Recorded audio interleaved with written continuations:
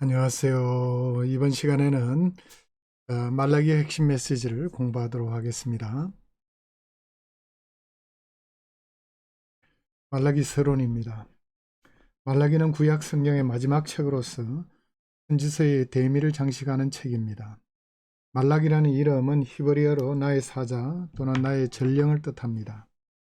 일부 학자들은 이것이 실제의 이름이 아니라 직책을 가리킨다고 보기도 하지만 대부분 학자들은 말라기를 선지자의 실명으로 받아들입니다. 말라기가 활동한 시기는 대략 주전 450년에서 400년경으로 추정이 됩니다. 이 시기는 바벨론 포로에서 귀환한 지 약 100여 년이 지난 후였습니다. 박사 에스라가 주전 458년경에 예루살렘에 도착했고 총독 느헤미야가 주전 445년경에 예루살렘 성벽을 재건했습니다. 말라기는 아마도 느헤미야의 개혁 이후 혹은 그와 동시대에 활동했을 것으로 보입니다.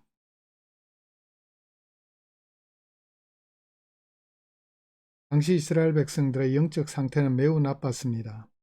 성전은 재건되었지만 백성들의 신앙은 형식적이고 무기력했습니다. 제사장들은 하나님께 흠있는 제물을 드렸고 백성들은 11조를 드리지 않았으며 이혼이 만연했고 사회 정의가 무너졌습니다. 백성들은 하나님의 사랑을 의심했고 하나님을 섬기는 것이 헛되다고 생각했습니다. 말라기는 독특한 문학적 구조를 가지고 있습니다. 전체 내용이 논쟁 형식으로 되어 있는데 하나님께서 먼저 말씀하시면 백성들이 반문하고 하나님께서 다시 답변하시는 방식으로 전개됩니다. 이러한 대화체 형식은 모두 6차례 반복이 됩니다. 이 논쟁 형식을 통해 말라기는 백성들의 죄를 폭로하고 회개를 촉구하며 장차올 심판과 구원을 선포합니다.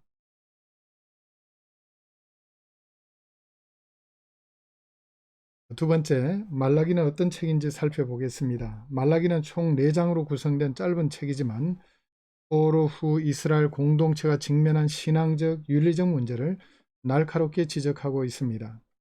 하나님과 백성 사이의 6가지 논쟁을 중심으로 전개되는 이 책은 하나님의 변함없는 사랑, 제사장의 타락, 언약 파기, 사회 정의, 11조 그리고 장차올 심판의 날에 대해서 다루고 있습니다.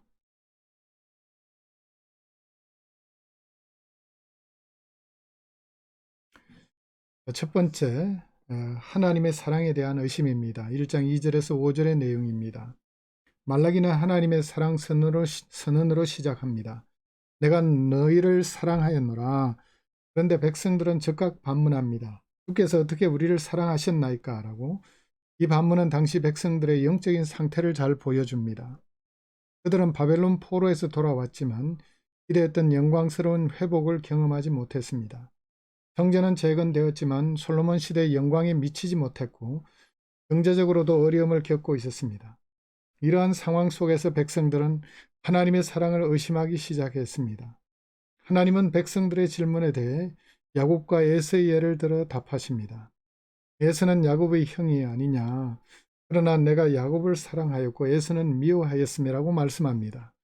하나님께서 이스라엘을 선택하신 것은 그들의 공로 때문이 아니라 순전히 하나님의 주권적 사랑 때문이었습니다.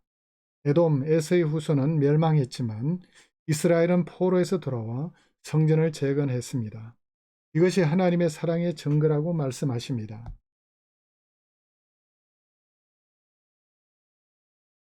두 번째 논쟁, 제사장의 타락과 흠 있는 재물에 대한 얘기입니다. 1장 6절에서 2장 9절까지 내용입니다. 말라기 두 번째 논쟁은 제사장들의 타락을 다루고 있습니다. 하나님께서 아들은 그 아버지를, 종은 그 주인을 공경하나니 내가 아버지일진데 나를 공경함이 어디 있느냐라고 책망하시자 제사장들은 우리가 어떻게 주의 이름을 멸시하였나이까라고 반문합니다. 하나님은 제사장들이 눈먼 재물, 저는 것, 병든 것을 제단에 드린다고 지적했습니다. 레위기 규정에 따르면 하나님께 드리는 재물은 흠이 없어야 했습니다. 그런데 제사장들은 이 규정을 무시하고 결함 있는 제물을 드렸습니다. 하나님은 너희가 이것을 너희 총독에게 드려보라. 그가 너를 기뻐하겠으며 너를 받아주겠느냐라고 반문하십니다. 이는 백성들이 하나님을 지상의 총독보다 못하게 대우하신다는 신랄한 대우한다는 신랄한 비판입니다. 하나님은 차라리 성전문을 닫고 제단에 헛되이 불사르지 말라고 하십니다. 형식적이고 불성실한 예배는 하나님께서 기뻐 받으시지 않습니다. 오히려 하나님은 해 뜨는 곳에서부터 해지는 곳까지 이방 민족 중에서 내 이름이 크게 될 것이라고 선포하십니다.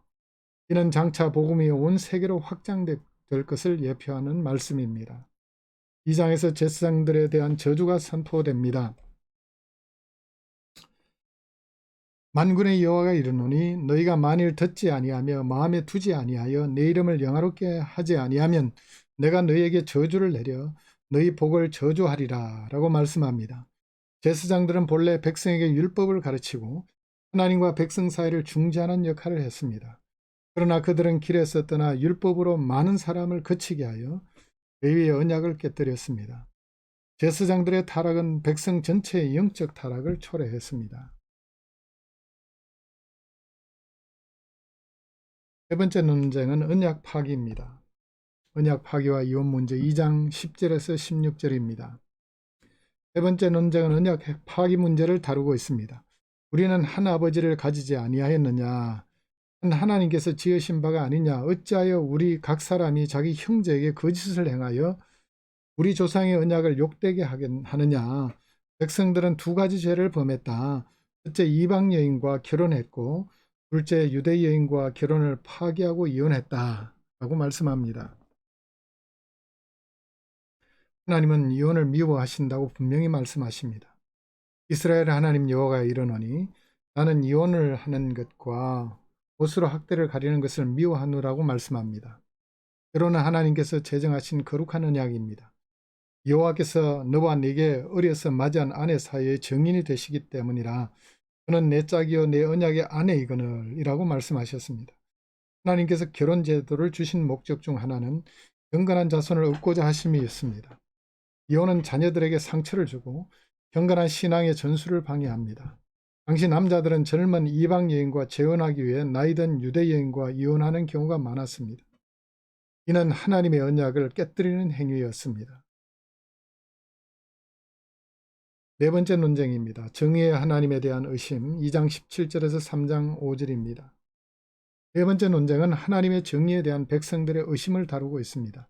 너희가 말의 수고로 여호와를 괴롭게 하고도 이러기를 우리가 어떻게 여호와를 괴롭게 하였나이까 하는도다. 백성들은 모든 악을 행하는 자는 여호와의 눈에 선하게 보이며 그에게 기쁨이 되시나니 공의 하나님이 어디 계시냐라고 불평했습니다. 당시 백성들은 악한 사람들이 형통하고 의로운 사람들이 고난받는 것을 보면서 하나님의 정의를 의심했습니다. 이는 욥기와 시편 73편에도 다루어지는 오래된 신앙적 질문이었습니다. 하나님은 이 질문에 대해 장차 심판의 날이 올 것이라고 대답하십니다. 만군의 여호와가 이르노라 보라 내가 내 사자를 보내리니 그가 내 앞에서 길을 준비할 것이요 또 너희가 구하는 바 주가 갑자기 그의 성전에 임하시리니 곧 너희가 사모하는 바 언약의 사자가 임하실 것이라. 이 말씀은 이중적 의미를 가집니다. 우선 역사적으로는 세례 요한의 사역을 예표합니다. 신약 성경은 세례 요한이 바로 이 사자라고 정언합니다. 그는 예수 그리스도와 앞서 길을 준비한 자였습니다. 더 나아가 언약의 사자는 메시아이신 예수 그리스도를 가리킵니다. 그분은 심판주로 오셔서 의를 세우실 것입니다. 그가 임하시는 날을 누가 능히 당하며 그가 나타난 때에 누가 능히 서리요. 그는 금을 연단한 자의 불과 표백하는 자의 잿물과 같을 것이라. 예수 그리스도는 초림 때에 구원자로 오셨지만 내림 때는 심판주로 오실 것입니다. 하나님은 간음하는 자들과 거짓 맹세하는 자들과 흥꾼의 싹스에 대하여 억울하게 하며 과부와 고아를 압제하며 나그네를 억울하게 하며 나를 경외하지 아니하는 자들을 벌하리라 라고 선포하십니다. 하나님은 정의의 하나님이시며 반드시 공의로 심판하실 것입니다. 다섯 번째 논쟁은 11조 도둑질에 대한 얘기입니다. 3장 6절에서 12절입니다. 다섯 번째 논쟁은 11조 문제를 다루고 있습니다. 하나님은 너희가 내게로 돌아오라 그리하면 나도 너희에게로 돌아가리라고 초청하십니다. 그러나 백성들은 우리가 어떻게 하여 돌아가리라고 반문합니다. 하나님의 답은 충격적입니다. 사람이 어찌 하나님의 것을 도둑질하겠느냐. 그러나 너희는 나의 것을 도둑질하고도 말하기를 우리가 어떻게 주의 것을 도둑질하였나이까 하는도다. 이는 곧 11조의 봉헌물이라. 11조는 하나님께 속한 것인데 그것을 드리지 않는 것은 하나님의 것을 도둑질하는 것과 같다는 말씀입니다. 당시 백성들은 경제적인 어려움을 이유로 11조를 드리지 않았던 것으로 보입니다. 그러나 하나님은 오히려 11조를 드림으로써 경제적 축복을 경험하게 될 것이라고 약속하십니다. 너희의 온전한 11조를 창고에 들여 나의 집에 양식이 있게 하고 그것으로 나를 시험하여 내가 하늘 문을 열고 너희에게 복을 쌓을 곳이 없도록 붙지 아니하나 보라라고 말씀하십니다. 하나님은 내가 너희를 위하여 메뚜기를 금하여 너희의 토지 소산을 먹어 없애지 못하게 하며 너희 밭에 포도나무가 열매를 기한 전에 떨어지지 아니하게 하리니 라고 약속하십니다. 11조를 성실히 드리는 자에게 하나님은 물질적 축복을 부어주시겠다고 약속하십니다. 이는 하나님을 믿고 순종하는 믿음에 대한 시험이기도 합니다. 그것으로 나를 시험하여 라는 표현은 성경에서 매우 드물게 나타나는데 하나님께서 친히 자신의 신실하심을 증명하시겠다는 의미입니다. 여섯 번째 논쟁은 헛되다는 불평입니다. 하나님을 섬기는 것이 헛되다는 불평을 하고 있습니다. 3장 13절에서 4장 3절에 나오는 내용입니다. 여섯 번째 논쟁은 백성들의 교만하고 완악한 말을 다루고 있습니다. 너희가 한 말로 나를 대적하고도 이러기를 우리가 주를 대적하여 무슨 말을 하였나이까 하는도다. 백성들은 하나님을 섬기는 것이 헛되니 만군의 여호와 앞에서 그 명령을 지키며 슬프게 행하는 것이 무엇이 유익하리요라고 불평했습니다. 백성들은 우리가 교만한 자를 복되다 하며 악을 행하는 자가 번성하며 하나님을 시험하는 자가 화를 면한다 하노라 라고 말했습니다. 그들은 신앙생활에 아무 유익이 없고 오히려 악인들이 더 잘 산다고 생각했습니다. 이는 신앙의 실용주의적 타락을 보여줍니다. 그들은 하나님을 사랑하고 순종하는 것 자체보다 그로 인한 물질적 유익에만 관심이 있었습니다. 그러나 모든 백성이 다 이렇게 타락한 것은 아니었습니다. 그때 여호와를 경외하는 자들이 피차에 말하며 여호와께서 그것을 분명히 들으시고 여호와를 경외하는 자와 그 이름을 존중히 여기는 자를 위하여 여호와 앞에 있는 기념책에 기록하셨느니라 라고 말씀합니다. 하나님은 자신을 경외하는 자들의 이름을 기념책에 기록하십니다. 이는 신약 성경의 생명책을 연상시킵니다. 하나님은 만군의 여호와가 이르노라. 내가 나의 정한 날에 그들을 나의 특별한 소유로 삼을 것이요 또 사람이 자기를 섬기는 아들을 아껴 용서함 같이 내가 그들을 아껴 용서하리니 라고 약속하십니다. 하나님을 경외하는 자들은 하나님의 특별한 소유가 될 것입니다. 반면에 악인들에게는 심판이 임할 것입니다. 보라 영광로로 불같은 날이 이르리니 교만한 자와 악을 행하는 자는 다 지푸라기 같을 것이라. 그 이르는 날에 그들을 살라 그 뿌리와 가지를 남기지 아니할 것이로되 라고 말씀합니다.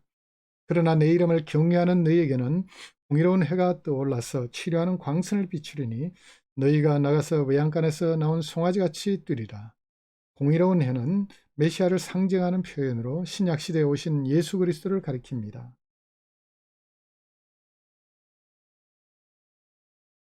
그 다음 엘리야의 재림 약속이 4장 4절에서 6절에 기록되어 있습니다.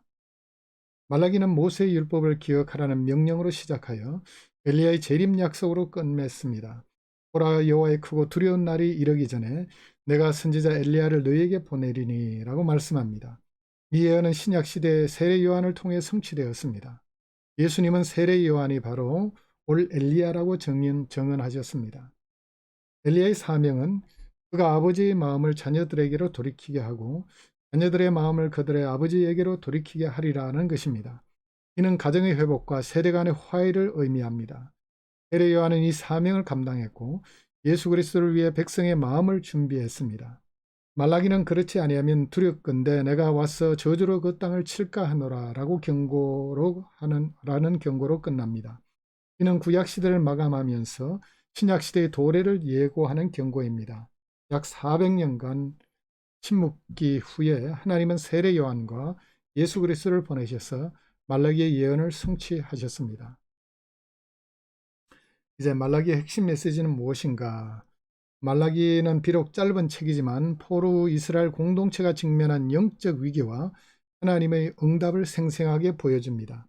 이 책의 핵심 메시지는 크게 네 가지로 요약할 수 있습니다. 첫 번째 핵심 메시지는 하나님은 변함없이 이스라엘을 사랑하신다는 사실입니다. 말라기의 첫 번째 핵심 메시지는 하나님의 변함없는 사랑입니다. 최근 내가 너를 사랑하였노라 라고 하나님의 사랑의 선언으로 시작합니다. 당시 백성들은 실망과 환멸 속에서 하나님의 사랑을 의심했습니다. 그들은 바벨론 포로에서 돌아왔지만 선지자들이 예언한 영광스러운 회복을 경험하지 못했습니다.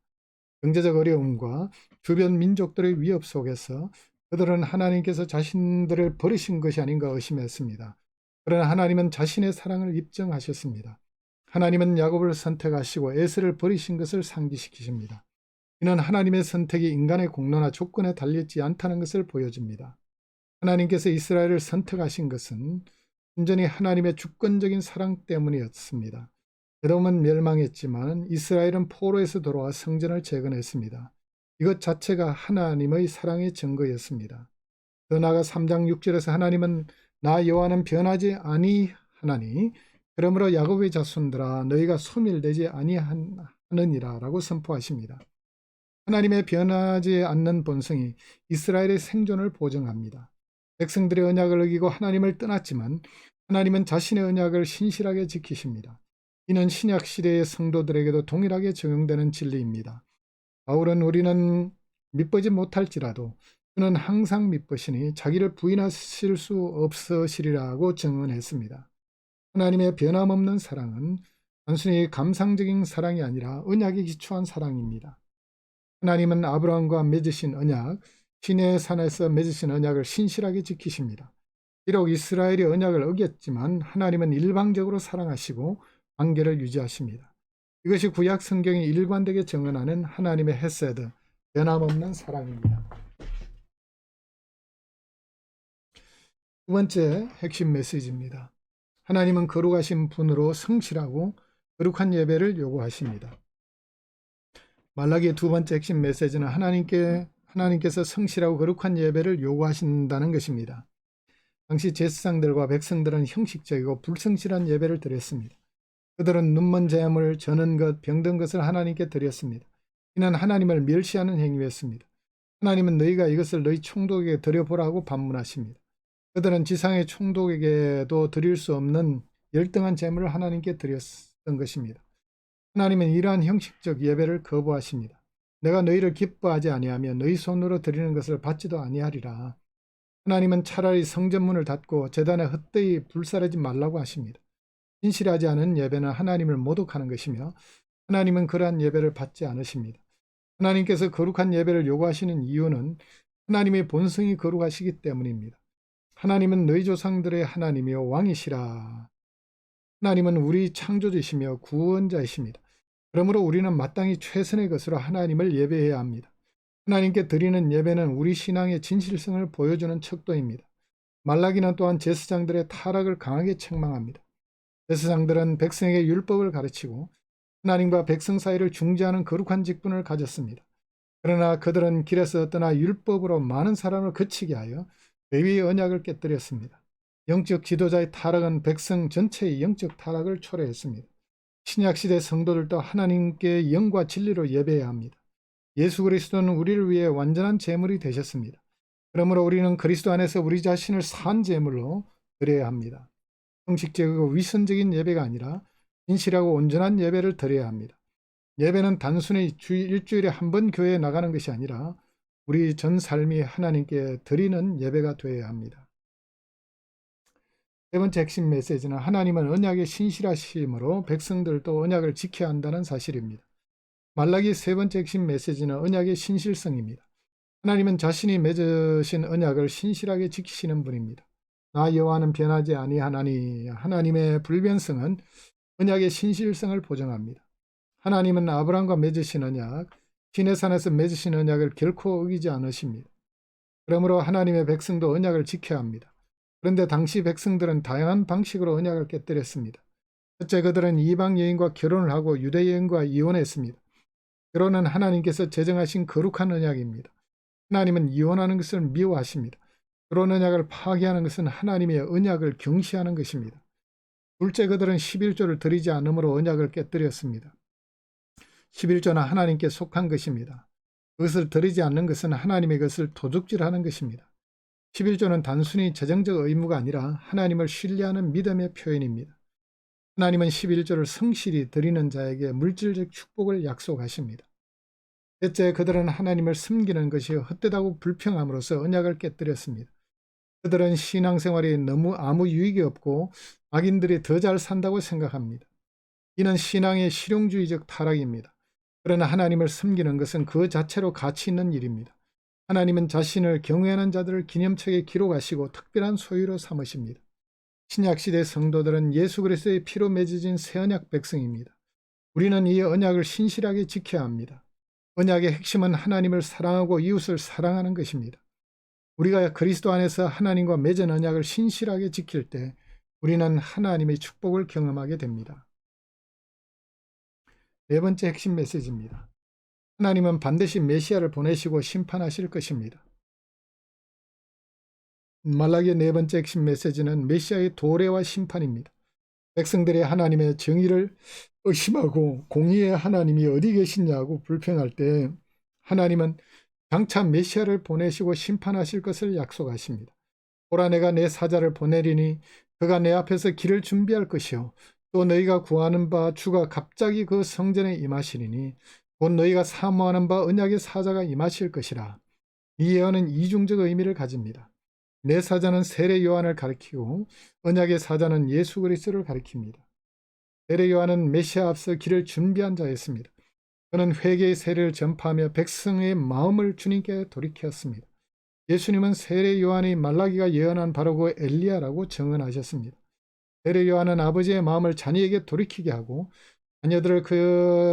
자녀들의 마음을 그들의 아버지에게로 돌이키는 사명을 감당했습니다. 언약의 사자이신 예수 그리스도는 구원자로 오셨습니다. 내 이름을 경외하는 너희에게는 공의로운 해가 떠올라서 치유하는 광선을 비추리니라고 말씀합니다. 공의로운 해는 의의 태양이신 예수 그리스도를 가리킵니다. 그분은 죄와 사망의 어둠 속에 있던 인류에게 구원의 빛을 비추십니다. 그러나 메시아는 또는 심판주로 오십니다. 그가 임하시는 날을 누가 능히 당하며 그가 나타나는 때에 누가 능히 서리요. 그는 검을 연다는 자의 불과 표백하는 자의 잿물과 같을 것이라 라고 말씀합니다. 예수 그리스도는 초림 때의 구원자로 오셨지만 내림자는 심판주로 오실 것입니다. 보라, 영광로로 불같은 날이 이르리니 교만한 자와 악을 행하는 자는 다 지푸라기 같을 것이라고 말씀합니다. 말라기의 메시아 예언은 신약 성경에서 성취되었습니다. 세례 요한과 예수 그리스도의 초림을 통해 부분적으로 성취되었고 예수 그리스도의 재림을 통해 완전히 성취될 것입니다. 우리는 심판날을 준비하며 거룩하고 경건한 삶을 살아가야 합니다.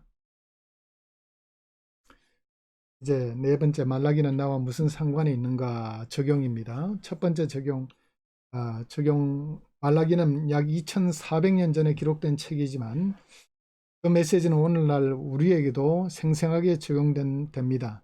말라기가 지적한 포로 후 이스라엘 공동체의 문제들은 현대교회가 직면한 문제들과 놀랍도록 유사합니다. 형식적인 예배, 언약 파기, 하나님의 사랑과 정의에 대한 의심 등은 오늘날에도 우리의 문제이기도 합니다. 첫 번째, 나는 하나님의 변함없는 사랑을 신뢰하는가? 첫 번째 적용입니다. 말라기 시대의 제사장들처럼 우리도 때때로 하나님의 사랑을 의심할 수 있습니다. 삶의 어려움과 고난을 겪을 때, 기도 응답이 지연될 때, 악인들이 형통하는 것을 볼 때 우리는 하나님께서 정말 우리를 사랑하시는지 의심할 수 있습니다. 그러나 말라기는 하나님의 변함없는 사랑을 상기시킵니다. 하나님의 사랑은 우리의 감정이나 상황에 좌우되지 않습니다. 하나님의 사랑은 그분의 본성에 근거한 것이며 그리스도 안에서 확정된 것입니다. 바울은 우리가 아직 죄인 되었을 때 그리스도께서 우리를 위하여 죽으심으로 하나님께서 우리에 대한 자기의 사랑을 확정하셨느니라고 선포했습니다. 십자가는 하나님의 사랑의 최고의 증거입니다. 하나님은 독생자를 아끼지 않으시고 우리를 위해 내어주셨습니다. 그러므로 우리는 어떤 상황에서도 하나님의 사랑을 확신할 수 있습니다. 누가 우리를 그리스도의 사랑에서 끊으리요? 환난이나 공고나 박해나 기근이나 적신이나 위험이나 칼이랴 라고 말씀합니다. 아무것도 우리를 그리스도의 사랑에서 끊을 수 없습니다. 하나님의 사랑을 확신하는 것은 우리 신앙의 기초입니다. 이 확신 위에서 우리는 삶의 모든 도전을 극복할 수 있습니다. 하나님의 사랑을 의심할 때 우리는 십자가를 바라보아야 합니다. 십자가는 하나님의 사랑이 얼마나 크고 깊은지 보여주는 확실한 증거입니다. 두 번째 적용입니다. 나는 하나님께 진실하고 최선의 예배를 드리고 있는가라는 것입니다. 말라기는 형식적이고 불성실한 예배를 강하게 책망합니다. 당시 백성들은 눈먼 재물, 병든 재물을 하나님께 드렸습니다. 그들은 하나님을 총독보다도 못하게 대우했습니다. 오늘날 우리 예배는 어떠합니까? 우리는 혹시 하나님께 우리의 시간, 재능, 물질 중에서 가장 열등한 것을 드리고 있지는 않은가? 주일 예배 늦게 도착하거나 예배 중에 딴 생각을 하거나 형식적으로 찬송하고 기도하지는 않는가? 이것이 바로 말라기가 책망한 형식적인 예배입니다. 하나님은 우리의 최선을 요구하십니다. 하나님은 우리의 창조주이시며 구원자이십니다. 우리는 마땅히 최선의 것으로 하나님을 예배해야 합니다. 예배는 단순히 일주일에 한 번 교회에 나가는 것이 아니라 우리의 전 삶이 하나님께 드리는 예배가 되어야 합니다. 바울은 너희 몸을 하나님이 기뻐하시는 거룩한 산제물로 드리라. 이는 너희가 드릴 영적 예배니라고 권면합니다. 진정한 예배는 우리의 몸과 마음과 삶 전체를 드리는 하나님께 드리는 것입니다. 우리의 일상생활, 직장에서의 일, 가정에서의 모든 활동이 하나님께 드리는 예배가 되어야 합니다. 또한 우리는 영적 지도자로서의 책임을 생각해야 합니다. 말라기는 제사장들의 타락을 강하게 책망했습니다. 오늘날 목회자들, 교사들, 부모들은 모두 영적 지도자들입니다. 우리의 삶이 다른 사람들에게 어떤 영향을 미치고 있는가? 우리는 다른 사람들을 하나님께로 인도하고 있는가? 아니면 하나님께로부터 멀어지게 하고 있는가? 생각해 봐야 되겠습니다. 세 번째 적용입니다. 나는 하나님과 맺은 언약을 신실하게 지키고 있는가? 말라기는 백성들이 다양한 방식으로 언약을 깨뜨린 것을 지적합니다. 결혼언약 파기, 11조 도둑질, 하나님을 섬기는 것이 헛되다는 불평등입니다. 오늘날 우리는 어떠합니까? 첫째, 우리는 결혼언약을 소중히 여기고 있습니까? 하나님은 이혼을 미워하십니다. 결혼은 하나님께서 제정하신 거룩한 제도입니다. 현대사회에서 이혼율이 급증하고 있고 안타깝게도 기독교인들의 이혼율도 높습니다. 우리는 결혼언약을 지키기 위해 노력해야 합니다. 배우자를 사랑하고 존중하며 갈등을 극복하고 가정을 세우는 것이 하나님과 맺은 언약을 지키는 것입니다. 둘째, 우리는 11조를 성실하게 드리고 있는가? 11조는 단순히 재정적 의무가 아니라 하나님을 신뢰하는 믿음의 표현입니다. 하나님은 그것으로 나를 시험하여라고 말씀합니다. 11조는 하나님께서 우리의 필요를 채워주실 것을 믿는 믿음의 행위입니다. 많은 성도들이 11조를 드림으로써 하나님의 신실하심을 경험했습니다. 그러나 11조를 드리는 것만으로 충분하지 않습니다. 우리는 우리의 모든 삶을 하나님께 드려야 합니다. 11조는 우리의 전 삶이 하나님께 속해 있음을 상징하는 것입니다. 우리는 우리의 시간, 재능, 관계 등 모든 것을 하나님을 위해 사용해야 합니다. 셋째, 우리는 하나님을 섬기는 것에 대해 어떤 태도를 가지고 있습니까? 말라기 시대의 백성들은 하나님을 섬기는 것이 헛되다고 생각했습니다. 그들은 신앙생활에 아무 유익이 없고 악인들이 더 잘 산다고 생각했습니다. 오늘날 우리도 이런 유혹에 빠질 수 있습니다. 그러나 하나님을 섬기는 것은 그 자체로 가치 있는 일입니다. 우리는 물질적 유익 때문에 하나님을 섬기는 것이 아닙니다. 하나님은 사랑받기에 합당하신 분이시기 때문에 우리는 하나님을 섬깁니다. 그리고 하나님은 자신을 경외하는 자들을 기념책에 기록하시고 특별한 소유로 삼으십니다.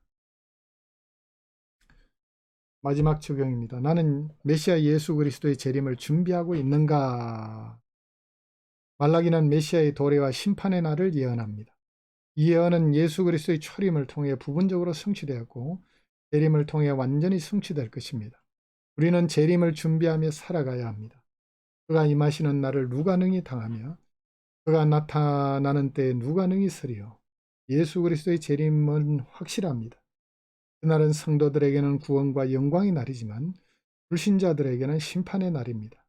보라, 용광로 불같은 날이 이르리니 교만한 자와 악을 행하는 자는 다 지푸라기 같을 것이라. 우리는 어떻게 재림을 준비할 수 있겠습니까? 첫째, 거룩하고 경건한 삶을 살아야 합니다. 베드로는 너희가 거룩한 행실과 경건함으로 하나님의 날이 임하기를 바라고 간절히 사모하라고 권면합니다. 우리는 죄를 멀리하고 의를 추구해야 합니다. 둘째, 복음을 전해야 합니다. 재림은 복음이 모든 민족에게 전파된 후에 올 것입니다. 우리는 복음을 영접함으로써 복음을 전함으로써 재림을 앞당기는 일에 동참해야 합니다. 잃어버린 영혼들을 구원하는 것보다 더 긴급한 일은 없습니다. 첫째, 깨어 기도해야 합니다. 예수님은 그러므로 깨어있어 어느 날에 너희 주가 임할는지 너희가 알지 못함이니라 라고 경고하셨습니다. 우리는 언제든지 주님을 맞이할 준비가 되어 있어야 합니다. 말라기는 내 이름으로 경외하는 너희에게는 공의로운 해가 떠올라서 치료하는 광선을 비추리니 너희가 나가서 외양간에서 나온 송아지같이 뛰리라고 약속합니다. 주님을 경외하고 그의 재림을 준비하는 자들에게는 영광스러운 미래가 기다리고 있습니다. 우리는 이 소망 가운데 기쁨으로 살아가야 합니다. 아멘.